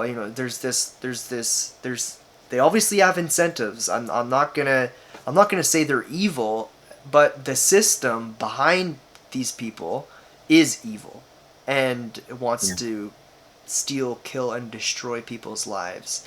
And they Well, already had been doing it long before they suggested ending your life with a syringe. right, right. I will tell you, I'm completely unafraid of getting cancer. Completely unafraid. I don't even think it's possible, and I'll tell you why. We know what causes cancer. We have a word for it. It's called carcinogens. Carcinogens, another word for them is they're generally speaking toxins. We have an anti-toxin protocol. Superoxide dismutase alone detoxes hundreds, plural, of toxins. We make it, there's two different kinds. There's the copper zinc superoxide dismutase, and then there's the manganese superoxide dismutase. But a lot of the minerals on our protocol are well known, and it's well established in the science to have anti-cancer properties. Copper has it, zinc has it, selenium has it, iodine has it. I think MSM sulfur has it, but that might be less well established. Boron has it. And they're all known. These are all also well known to be able to detox and remove toxins from the body through a wide array of mechanisms, which we've talked about. The metallothioneins, for example, remove mercury, lead, cadmium, and arsenic, 4 of them. Iodine alone removes 7 toxins, just those 4, plus fluoride, plus bromide, plus one more. Oh, that's it. Fluoride, bromide. There's one more I'm missing. Oh, aluminum. Iodine helps to remove aluminum. So also does silica remove aluminum. So with so many ways to detoxify the body, including fasting, which gives the body the ability to finally rest from digestion and finally get toxins out. There's so many ways to eliminate these carcinogens. Why would we ever even get cancer if we embraced a protocol that included such a wide array of minerals, which is why I've partly developed my protocol. Now, people on our protocol, as you know, you're in the group, they complain about a wide array of things in the beginning, but after about 2 months, people get into the, hey, I can get back to my life. I'm not in the group so much. So it's mostly the group is a discussion of those beginners. The old timers, a lot of them stick around. Some of them have longer term issues, but they were on their deathbed and whatnot. What I'm saying is there's a lot of complaints in the group, but nobody has gotten onto the protocol. And then after 2 to 3 months or 5 months or 6 or any length of time, complained of getting cancer. 0 complaints. And I mentioned that to Grok, and Grok said, well, with a group as big as yours, you should be getting about 1 person per day on average complaining about getting diagnosed with cancer. And we don't get any. We've never had one, which stands out as a resounding sort of, it's a signal of absence that's strong, very strong. We should have at least gotten a couple, never. And I can't say that our protocol cures cancer, not only for the legal issue, but also for the fact that we've had people who were in stage 4 cancers, who were then also on, given medicines to die, essentially morphine and cortisol. And cortisol destroys all forms of tissue, and morphine is extremely poisonous. And they're given 3 weeks to live, and then they start the protocol, and they live for 6 weeks. And it's just and it just all goes bad because they continued to take the other medicines. They didn't tell me. And when they're literally sent home to die because the medical establishment says there's no possible way that you could come back from this. Yeah. Again, it's like our protocol is killing them, but it's as good as a protocol can be, we don't heal amputations, nor can you necessarily heal somebody if they're so sick they're basically on their deathbed. It takes a while. There's something only Jesus can do, right? That's right. People will come back from stage 4s, right? Just not all stage 4s. It's hard. It's a hard discussion. I'm glad we're having Death it. is a hard discussion, just period. But the reality is, not to be blunt or harsh, but we're all gonna die anyway. We're all gonna die, regardless of the protocol. That's right. Why not dry fast on your way out, or why not do a mineral protocol on your way out? Right. I would say though that if somebody was given a month to live, you don't have 6 months to ramp up to a very complex protocol like ours. You don't have the time. So it's how could it work, right? So my view has changed to the point where if you were given a month to live or whatever, you would need to probably start high dosing everything immediately without regards to whether or not it caused you to vomit, because you just don't have the time to scale up. And you have to go through every bit of detox discomfort, no matter how severe, and you'd have to stop all medications cold turkey to even have a fighting chance. Well, the challenging part is there are deep psychological grippings that people have about mainstream science, and usually someone who at a young age gets cancer likely has not had exposure to and will not come to holistic healing protocols But even just the holistic healing protocols, I mean, sometimes we just have to recognize that the reason someone is dying is not because of necessarily their diet or toxins, but because oftentimes also someone who has cancer, and this is not always, but in some cases, is someone who has been through a lot of trauma already. Maybe they've lost their spouse. Maybe they've lost their family. Maybe they've lost friends or any kind of Right. thing. And they actually, many times, don't want to live anymore. There is, and there's not a Yeah. whole lot you can do when the will to live is gone. And that's a bit of a controversial subject, and it's Well, difficult. what we've discovered also in our protocol is that people who've lost the will to live, they often will then start the protocol despite their fears because they're like, what else do I have to lose? So they're going to go ahead and start the protocol because they've lost the will to live. So who cares? I'm going to take the toxic copper anyway because I got nothing else to do. And then they're like, oh my gosh, I've rediscovered joy that I haven't felt in 10 years due to illness, and which could very well be lack of brain function from Yeah, copper I think as deficiency. long as you take all of the minerals except for iron, and maybe be careful with calcium, Right. you'll be okay. Those are the top two minerals. I think so. Right. I think, yeah, and like that's awesome. If someone can regain their will to live, I think if you're still alive, you at least got like a 1% left of a I will to know, right? live. And with, I believe with minerals, it can give people the energy, and really joy is just energy. And if you can get that energy back, I mean, joy flows from other things too, right? But even Some people, spiritually. some people, some people report increased anger.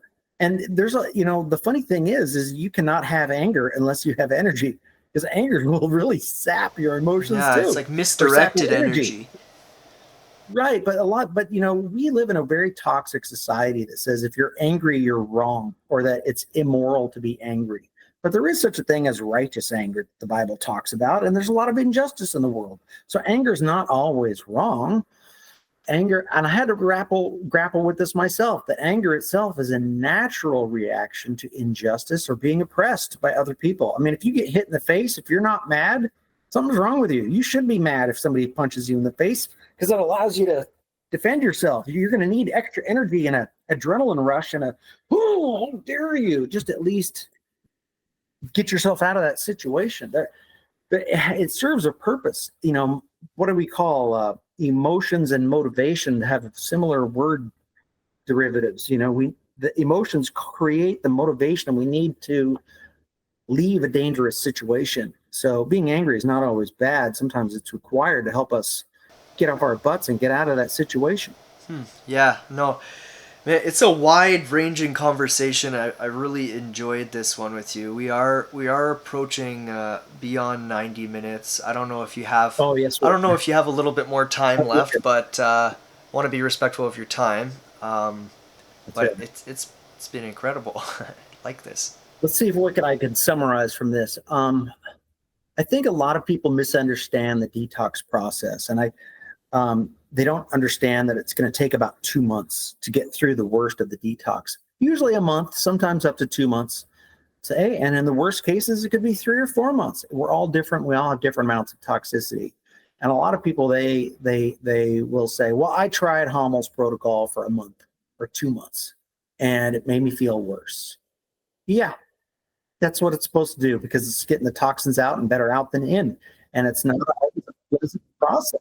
I can mention a couple of the things that I've added to Oh yes, high dose minerals sure. Let's do that that. have been of great benefit. A little bit of sunflower Oh lecithin yeah, we've taken some of that. has been pretty Yeah, amazing. that's a good brain nutrient. We've taken that. Um, so to get those phospholipids for the cellular membranes, it can help us Hmm. absorb more Hmm. nutrients.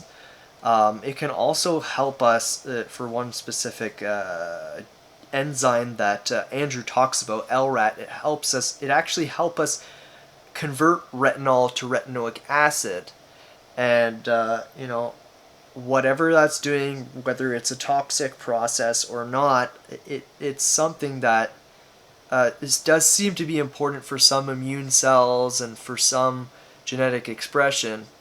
And but the primary reason I take a small amount of, I just take like an eighth of a Oh, that's teaspoon, very.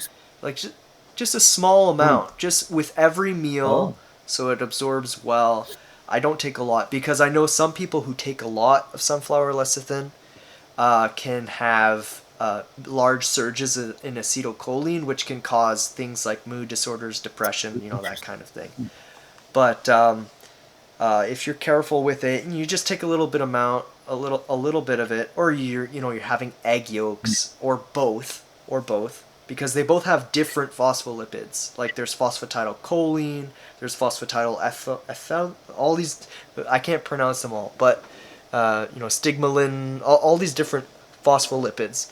And each of them serve a purpose in the cellular membrane, Mm. and they all have a percent amount that they represent in a healthy cellular membrane. And and these just like they amplify the results of a high mineral protocol. That's been one of them. Some people need a little bit of mitochondrial support, so a little bit of CoQ10 is Mhm. great.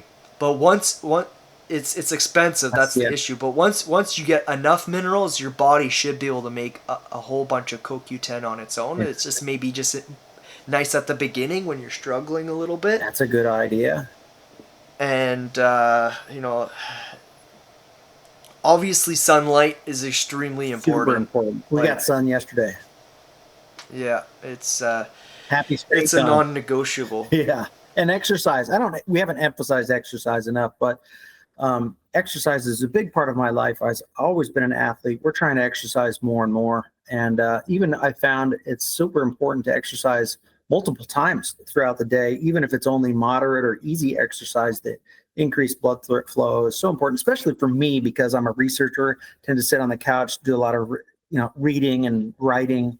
That lifestyle as an egghead is absolutely awful for my physical activity. So the more I can get up, move around, and if I can try to exercise 2 and 3 times a day, gosh, I feel so much better. And I'm on a, oh, another one. Have you tried and experimented with any oxygen therapies like ozone or hydrogen peroxide? We're doing a little bit of that nowadays too. I've always done them, but we're getting back into our Oh, ozone treatments. no, I haven't. I don't know if that's a bit more of a pricier thing, but I know that the minerals that you suggest do help us produce hydrogen peroxide internally, Mm-hmm. which Yeah. Well, but they also produce a lot of antioxidants. Superoxide dismutase is an antioxidant. Glutathione is an antioxidant. Ceruloplasmin is an antioxidant. So, not that oxidative therapies are harmful. They're proven, well proven to have tremendous benefits. But even if they did have harms, and they generally speaking do not, our protocol should make us far more resilient to any potential harms that those would cause, or at least let's say even if hydrogen peroxide caused a copper deficiency by depleting glutathione or rendering it, a greater need for it, our protocol would prevent potential deficiencies that would be caused by the hydrogen peroxide therapies of the world. And hydrogen peroxide, you can buy food grade hydrogen peroxide, a bottle of it for $10 that will last you a year. These are not expensive therapies. They're super cheap. I mean, less than $1 a month. right. No, yeah, it's interesting. I mean, oxygen certainly, CO2, mouth breathing unfortunately lowers CO2, and you need CO2 to deliver oxygen to tissues, right? So it's a balance, and oxygen therapy, it just does that directly, which is amazing. Um, but the mouth breathing specifically really highly damaging to that whole system, because then you retain um, lower CO2 in the lungs when you're mouth breathing, I believe, and so with nasal breathing you get, it's a vasodilator because you release nitric oxide in there as well. So it seems like as far as breathing exercises and that kind of thing, um, you know I've seen mouth taping, I've seen different solutions used for that. My wife has got the mouth taping thing for increased nasal breathing, and we try to sometimes breathe more through our nose when we're running. That's a thing Yeah, too. it seems like Uh, Like as far as sleep Go ahead. apnea goes, like certain of the B vitamins like B1 and stuff, along with the minerals, increases the energy metabolism, and that almost just solves the mouth breathing altogether. Because mouth breathing just seems to be a low energy. That it just happens as a result of someone having low energy, right? Like there's just too much. Like the body is just too, maybe not relaxed, but it's just like you don't have good jaw posture, and then someone just starts mouth breathing in the middle of the night because they're so low energy that it just happens. And it seems like thiamine B1 specifically is helpful for that kind of sleep apnea and excessive mouth breathing. But But also, if you're having chronic sinus inflammation, for the majority of my life, I would sleep on one side until this nostril would clog. Then I'd sleep on this side until this nostril would clog, and I'd always be drooling on my pillow.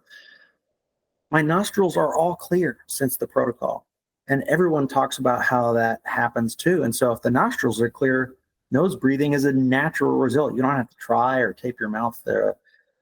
You know, if you're doing the right things sort of naturally follow. yeah, so you have all kinds of good testimonials in your group, and I'd love to hear more and for you to share more testimonials. But also, the most important one to me is your personal testimonial, and you've been doing it for more years. You've been changing your own personal protocol. Is there anything else you can say about your own health updates, any other improvements you've seen maybe in the last year or 2 years? Yeah, in the last year or 2 years, I think it was about 2 years ago that we finally got the magnitude of the sodium and potassium change correct. I had begun reducing sodium supplementation. I had begun introducing potassium supplementation, but it wasn't enough. We were taking only, you know, 3/8 of a teaspoon of potassium and not adding any sodium to our coffee or whatnot or to our foods. The direction was right, but it wasn't enough. And so when I got the sodium up to, a whopping 4,500 milligrams the potassium up to 4,500 milligrams and started avoiding high sodium foods like cured meats and excessive soy sauce, for example, or what's another one? Um, oh, even a medium pizza. We went out for pizza last night, but you can't do that more than about, once or twice a month. And I feel it the next day. So getting that fixed took my health from, I took I had like a box of salty crackers, went on a walk. Within 30 minutes of that walk, I was hyperventilating. And one of the problems of excess sodium is air hunger and inability to breathe. And I literally couldn't catch my breath. And it took me a couple of days to realize what in the heck happened there. I'm an athlete. I'm always working out. What's going on? And I realized it was sodium. So then I cut the sodium back. And literally within about 2 months of getting my potassium up and my sodium down, I was able to run a 5K. So a solid run for 30 minutes without losing my breath, which is exactly what sodium and getting your sodium potassium right is supposed to do. And there's like probably 30 to 50 other things that that low potassium and high sodium cause as health problems, and low sodium and high potassium fix. So in the debates, you'll see people will say, well, yeah, well, high sodium doesn't always cause high blood pressure. Yeah, well, high blood pressure is one of only 30 major symptoms that are well known to be caused by excessive sodium and lack of potassium. So it's not just about high blood pressure, which, yes, can also indeed happen if your sodium gets too high. And high is relative. When people use vague terms like high, what do they mean? We can have a moderately high diet of, say, 5,000 milligrams of sodium, and maybe we can tolerate that for several years and not cause problems. So studies of short-term limitation are very, very limited. But if problems take 5 to 10 years to manifest, doesn't mean that it's not a problem. It just studies have to be long enough to detect it. And some people in American society get a whopping, 13,000 milligrams of sodium. And Americans are very unhealthy. So you have to understand the exact numbers, the amounts. Generally speaking, less sodium is better. But then there's studies that show that it's not always. But just because there are studies that show that low sodium is not always better, they're studying one nutrient in isolation and not in combination of adding all of the other salts. So the study that shows that low sodium alone is not beneficial is not taking into account all of the other factors. So my health has gotten tremendously better, and we have a ton of testimonials of people saying, "Oh my God, Jason is so right. My health just went up to the next level by taking the 2 months to take more potassium and less sodium," because it takes that long to really fix the imbalance. The studies really show that most people are shy about 100 grams of potassium in the body because we're all consuming these high sodium diets, and high sodium depletes potassium. So you're not going to fix it in a day or two of trial. You got to go through a 2 month consistent effort of taking at least 3 grams of potassium a day and a low sodium diet, so you're not blocking potassium, in order to finally fix it. And when people go through that process, as people discover, that's when the big results happen. So, people have to get out of their mindset of dabbling their toe or looking at one study. They really need to look at about 100 studies, or at least read through like 12 of my articles, or at least maybe go on faith to the guys who've repeatedly done the work to talk about, hey, at least trust the testimonials, and that it takes a while. It's not going to happen right away. Then the other big change is we added manganese to the protocol, and manganese does, a wide array of good things. Another highly controversial mineral. It's slandered as toxic, but the toxic slander is in the context of welders who are breathing in manganese and iron fumes. That is wildly different than supplementing manganese, because it's going into the lungs with iron. That's awful. And manganese supplements have never shown those kinds of problems. And so there is a manganese superoxide dismutase and a large number of, and I haven't completed my research, but I did enough research to know that manganese is probably going to be great. And what I noticed was increased mental effects. All my joint pains that were like, my joints were like 98% healed, but you know how it is. Life is, you always have little icks and cricks there. I mean, I still have icks and cricks from old injuries. This shoulder always clicks more than this one, and I've got an injury on my elbow, but all of my joints right now are so healthy. They just continually get healthier and healthier for probably the last year and a half that I've been on manganese. And that's just what you get from the synergy of doing, 20 or 21, adding one more thing.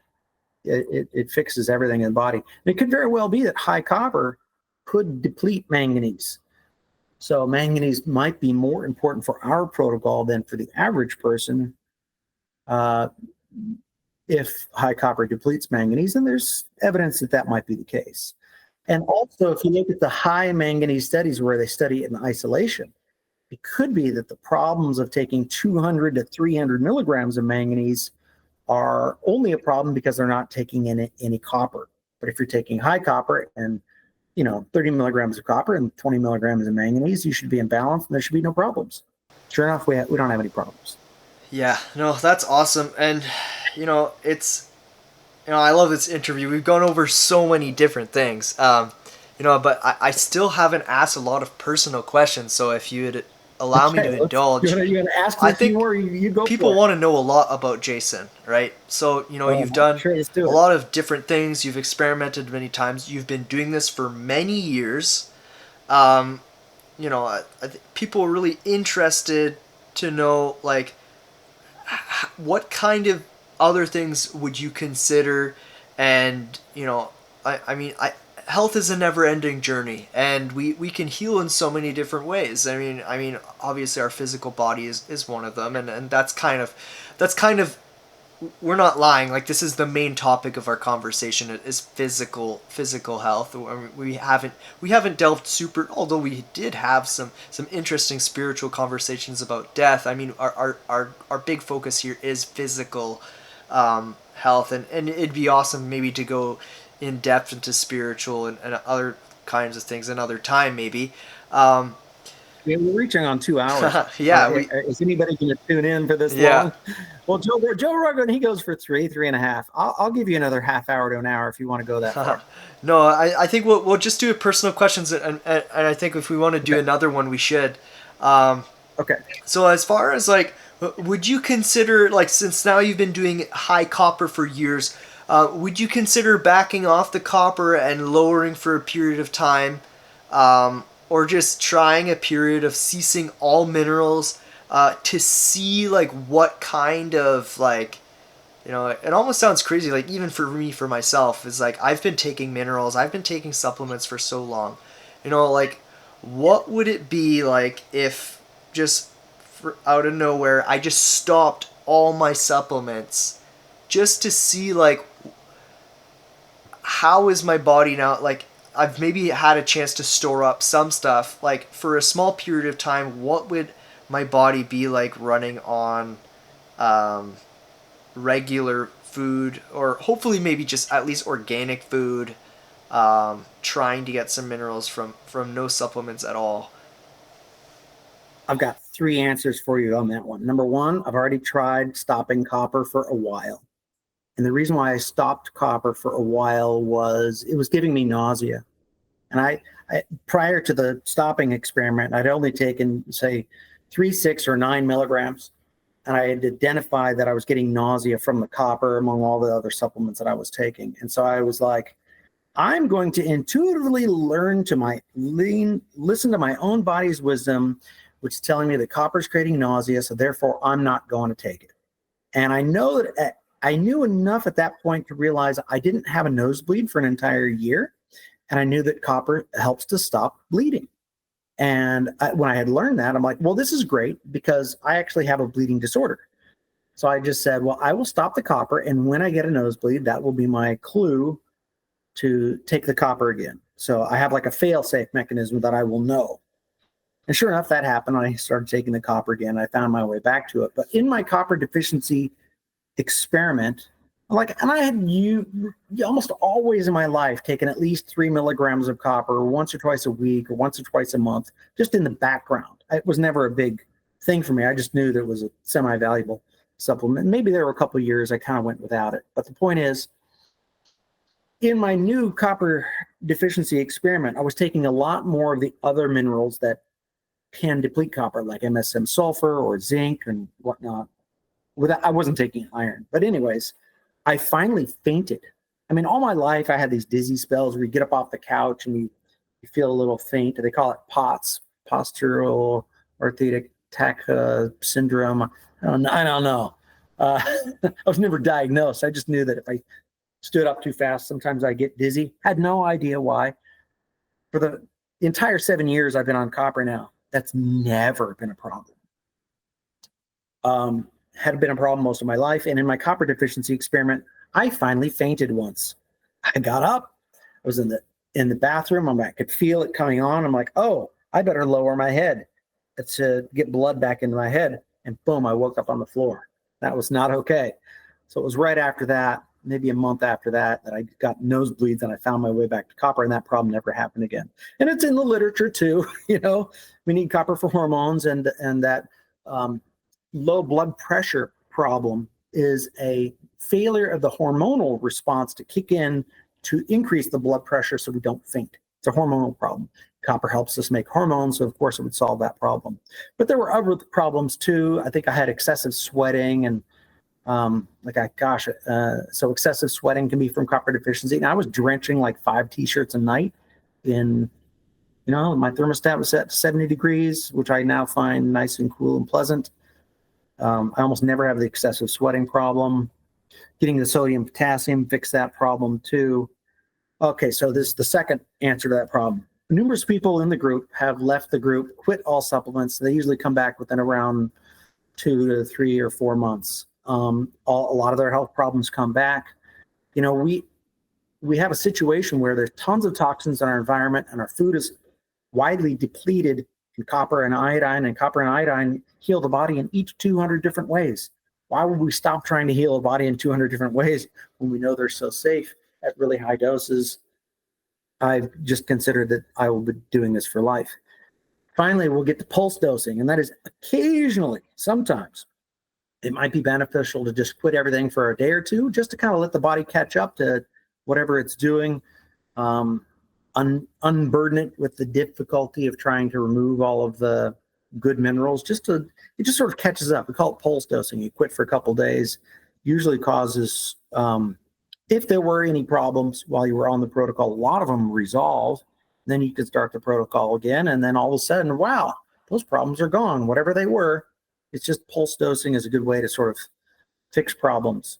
Like, I don't know, the liver might get backed up, or the bile needs to come out, or I mean, who knows what the issues are. It's just giving the body a break seems to fix problems. Yeah, no, it's interesting. I mean, I know definitely minerals can cover for certain. Sometimes minerals don't always solve the root cause because certain pathogens can enter cells, and because our immune system is no longer functional in certain cases, or even once the immune system regains function, because the pathogens have entered inside of certain cells and stay there dormant sometimes, or certain very intelligent parasites can escape to places very far from the immune system, where the immune system isn't super active. Even in a case where someone becomes healthy with minerals, but their underlying parasites still kind of causing problems, um, it doesn't seem like minerals alone can solve the issue. I mean, you do take other B vitamins, and you do use other health modalities. But like, even for myself, I feel like there's still just always going to be, there's that something missing, and like. Well, I do a lot of consults, and very often what happens is, like, if we have a protocol of 20 things, and I've got on that protocol here's 30 things to avoid. Very often people will be doing 3 other things they don't need that are blocking minerals, and they're missing 3 things. So there's at least 6 things on average, no matter how good somebody is on the protocol, that they can add to and fix problems. And I'm like, I have enough knowledge now where I can go, well, these 3 things are generally speaking going to be the cause of these problems. Sure enough, you have those problems, and it's like, sure enough, they get fixed. Sometimes, often before I do the consult, people will talk to me, and they'll give me this thing, and I'll go, okay, emergency things you need to do now, start these 3, stop these 3, you'll be feeling better. Let's do our consult in a couple days. And they come to me and they're like, oh my God, that totally worked. What else can we talk about? Let me talk for a good 3 hours. So, yeah, it's amazing like that. Oh, I just lost you. What happened? It may still kick out at some point, but it's cool. I think yeah, we were talking. I mean, there is common things, like even just having the dietary picture still needs to be somewhat balanced, and can't be like, not everyone can tolerate 2 pounds of red meat every single day. The iron load is just double the RDA. For iron, it's just sometimes too much. A pound of red meat for me is too much. Even if you take all the minerals in the world, there's nothing that can compensate for such a massive iron load. Like hepcidin can only downregulate so far. And it seems oftentimes that there's still vitamin A toxicity involved, or specifically heavy metal toxicity. Whenever I say vitamin A toxicity, it just it I feel it's always pointing back to some of these other things that minerals oftentimes resolve. But at first, it's hard for people to necessarily follow through on that. Just part of it is because we don't understand the mechanisms behind it, and then the other part of it is people do experience legitimately worrying symptoms that they just can't seem to push through, right? And I think that's why some people give up on the protocol and leave and don't come back. And well, there's a lot of scary information out there, and people will often read more of the counter argument than they will for the arguments that we've actually made, because it's a 500-page book, The Copper Revolution. Not everybody wants to buy the book. They'll just go out and read copper toxicity, and they'll think that I haven't addressed it. My book has 20 chapters addressing the arguments behind every bit of copper toxicity advocate that I've managed to find. And I think that's a thorough treatment, so I'm going to end it. It's not that I haven't looked into it. I diligently looked into it. Why would I take copper if I think it's toxic? No, and I think people trust you on that. I think it's just the issue is some people legitimately experience Issues, those issues, no some doubt, serious absolutely. issues, and I think that's where Yeah. that's where I think some of the worst is people whose bile isn't flowing, because copper comes out in the bile. So if their bile is really toxic and sludgy, I've heard people, um, complain there the most, but we actually need copper to make the bile. So it's a chicken and the egg problem, yeah. right? Well, the But how do challenging you thing too solve is another thing phosphatidylcholine helps with is bile, and that? your body has to convert choline to phosphatidylcholine, and Hmm. it also requires an amount of folate to kind of do that, and taking choline preserves your folate. So there again, a way to reduce your reliance on folate is to get phosphatidylcholine. So if your body isn't necessarily dealing well with folate or having a good time with it, getting some phosphatidylcholine can help. And potentially even beyond that may help reopen that folate pathway again. And I think people just need patience, really. I think at the end Yeah, of the part of day, it. Healing doesn't come fast necessarily, but sometimes it does. We had one person, they said, all I did was stop iron and vitamin A. Those are the first two things they were able to do before any of their supplements arrived. And they said within 2 to 3 days, they felt so much better. It's amazing what can happen when you start doing the right things. And it's amazing also what happens with the synergy of good things. I've healed and recovered from so much. My hands used to be freezing in my 40s, and it's no longer a problem. yeah, no, I mean, just to briefly touch on spirituality, we can come back to it. I think our relationships are fundamental to our mineral absorption. So if we Mm. have bitterness and that kind of thing, and it's spiritual and physical health is part and parcel. It's all one thing, and I think Research yeah, again is over and over again about how stress will deplete copper. Stress. I mean, and even bodybuilders, they talk about how they have central nervous system fatigue from overtraining. And I looked through all the symptoms of overtraining. There's like 19 symptoms, and after I read my book, I'm like, all of these 19 systems are consistent with copper deficiency. And I'm like, am I just wearing copper rose-colored glasses right now, where copper is like the antidote to everything? But it very well could be, because what do bodybuilders do? They're trying to grow muscle. Well, we need copper for growth. There's a reason why babies have pound for pound 10 times the copper in their bodies as adults. They're going to go through a growth period. So, it all lines up.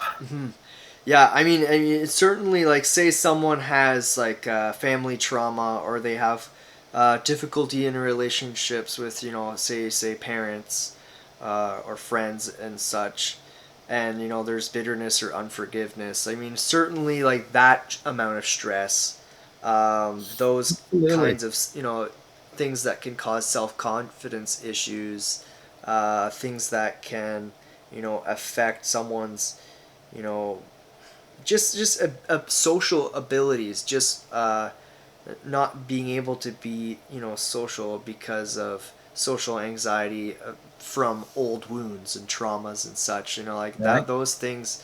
I feel like if say there's not enough exploration in that arena, then minerals could somehow become a coping method, which could be negative in a way, because someone may run to other solutions to solve that. But I think one of the benefits of minerals is it allows then people to it helps with social anxiety and might help people heal those relationships. So they synergize. Well, there is a synergy there, and it's important to address that. Like, so I like to say copper is a cure all, but there's a way that you can fix your copper problems by not having to necessarily take more copper, and that is lowering stress, lowering intake of other toxins or other detoxing methods, because toxins will deplete copper. Stress depletes copper. So if you remove the toxins, you remove the stress, your body will naturally, very slowly over time, begin to absorb more copper from your foods, not deplete it, and people will find healing that way through replenishing copper without even taking copper. Had a great discussion with Larry Cook, who promotes vaccines as causing harm, and he promotes a TRS supplement, which is a zeolite, which is essentially a detoxifying agent that removes, heavy metals. Probably more gently than chemical chelators, but it's a chelating agent. So if we remove heavy metals, and if the heavy metals are depleting copper, and then all of a sudden he gets, healing testimonials, so people are better able to use the copper that's coming in the background diet, and if they're finding healing that way, sure. So maybe excessive copper is a way to simply get there faster, but there's multiple ways to get at the same result. Yeah, Of why copper. not do them all and undertake every exploratory There's a phase? synergy in doing them all. Like you can take copper while eliminating stress and meditating and doing some massage and red light therapy and sunlight and all the rest. You don't have to do just. It's not an either or situation for a lot of these. Yeah, no, that's great. Well, Jason, it was a wide-ranging conversations, and it was great to even touch on some of these other topics as well. And it was a pleasure speaking with you today. That was a real honor coming on the show. You've really done an enormous amount of homework. I am very impressed with your knowledge, and what a wonderful conversation. Thank you so Likewise, much. Jason. All right. We'll see you out there on X. Yeah, it's gonna probably drop it on X, YouTube, Substack, those kinds of things. Well, let me know. I'll post it in the group. Okay, awesome. Thank you very much. All right. Have You a great too. day. Bye.